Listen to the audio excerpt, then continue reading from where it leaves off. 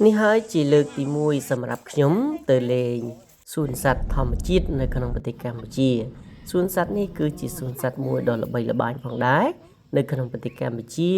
ហើយក៏ល្បីល្បាញទៅដល់ក្រៅប្រទេសផងដែរមានពុកម៉ែបងប្អូនជាច្រើនបានស្គាល់ហើយអំពីភ្នំតាម៉ៅហើយក៏បងប្អូនខ្លះទៀតក៏មិនបានស្គាល់ដែរថាតើភ្នំតាម៉ៅនៅឯណាខ្ញុំស្គាល់តគេអញ្ចឹងណាអត់ដែលធ្លាប់ទៅមើលទេហើយក៏អត់ដែលធ្លាប់ទៅលេងដែរតែលើកនេះដោយសារតែខ្ញុំបានទៅភ្នំពេញខ្ញុំក៏ឆ្លៀតទៅលេងនៅឯភ្នំតាម៉ៅតែម្ដងអញ្ចឹងថ្ងៃនេះខ្ញុំក៏សូមចែករំលែកព័ត៌មានខ្លះៗដែរអំពីភ្នំតាម៉ៅនេះជូនបងប្អូនស្ដាប់កំសាន្តក៏ដូចជាជូនជាទស្សនីយភាពសកម្មភាពខ្លះៗនៅឯភ្នំតាម៉ៅបងប្អូនដឹងហើយថាភ្នំតាម៉ៅមានទីតាំងស្ថិតនៅក្នុងភូមិត្រពាំងសាបឃុំត្រពាំងសាបស្រុកបាទីខេត្តតាកែវ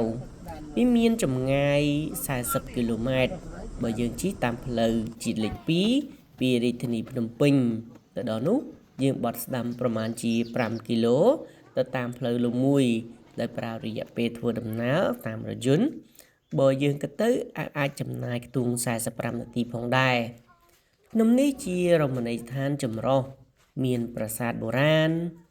ព្រៃភ្នំធម្មជាតិនិងជាសួនសត្វដ៏ធំក្នុងប្រទេសកម្ពុជាយើងផងដែរភ្នំនេះមានផ្ទៃដីប្រមាណជា1200ហិកតាផ្ទៃដីចំនួន1200ហិកតានេះគេឲ្យឈ្មោះវាថាជាតំបន់ផ្ទៃដីការពារព្រៃឈើហើយនៅក្នុងចំណោមផ្ទៃដី1200ហិកតាវាត្រូវបាននាយកដ្ឋានរុក្ខាប្រមាញ់រៀបចំដាំដើមឈើនិងរៀបចំសួនសត្វដែលមានផ្ទៃដីប្រមាណជា70ហិកតាផងដែរលើសពីនេះទៅទៀតផ្ទៃដី70ហិកតានេះវារួមបញ្ចូលនៅភ្នំចំនួន5គឺភ្នំតាម៉ៅភ្នំថ្មដុះភ្នំផ្ដៅពុនភ្នំឆយនិងភ្នំបាំងក្នុងចំណោមភ្នំទាំង5មានភ្នំ2ហើយមានប្រាង្គប្រាសាទគឺប្រាសាទតាម៉ៅឬក៏យើងហៅថាភ្នំតាម៉ៅនិងប្រាសាទថ្មដុះឬក៏យើងហៅថាភ្នំថ្មដុះភ្ញៀវជាតិនិងអន្តរជាតិដែលមកលេងឧទ្យានសួនសត្វនិងមជ្ឈមណ្ឌលសង្គ្រោះសត្វព្រៃភ្នំតាម៉ៅបណ្ដាលរំលងទេសនាសត្វកម្រចំនួន5ដែលពុកម៉ែបងប្អូនគួរតែដឹងទាំងអស់គ្នាក្នុងនោះមានដូចជាពស់ថ្លាន់ក្រពើខ្លាតោដំរីនិងខ្លាឃ្មុំជាដើមសត្វទាំងនេះមានប្រជាប្រិយភាពខ្លាំងនិងស្ថិតនៅក្នុងបញ្ជីលើគេផងដែរនៅក្នុង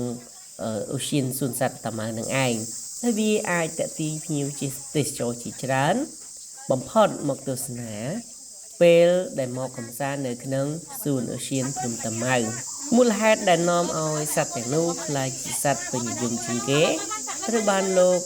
គុយតុងអនុប្រធានគ្រប់គ្រងឧទ្យានសួនសត្វភ្នំតាម៉ៅ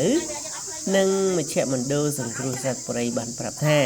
ដោយសារសត្វទាំងអស់នោះពពួកសត្វកម្រ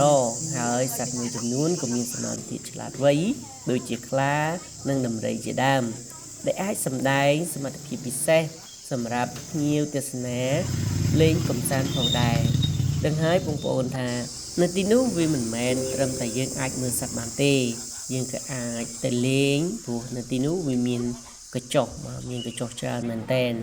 ពីមួយតំបន់ទៅដល់មួយតំបន់នៅទីនោះគេបែងចែកជាតំបន់ទី1តំបន់ទី2តំបន់ទី3ហើយនៅតំបន់នីមួយៗសិតតែមានជាកន្លែងកញ្ចុះដែលយើងអាចអង្គុយលេងបានយើងអាចកំងម្ហូបអាហារហៅបានហើយក៏យើងអាចយកម្ហូបអាហារពីទីកន្លែងរបស់យើងទៅហូបលេងនៅទីនោះផងដែរជាពិសេសក្នុងឱកាស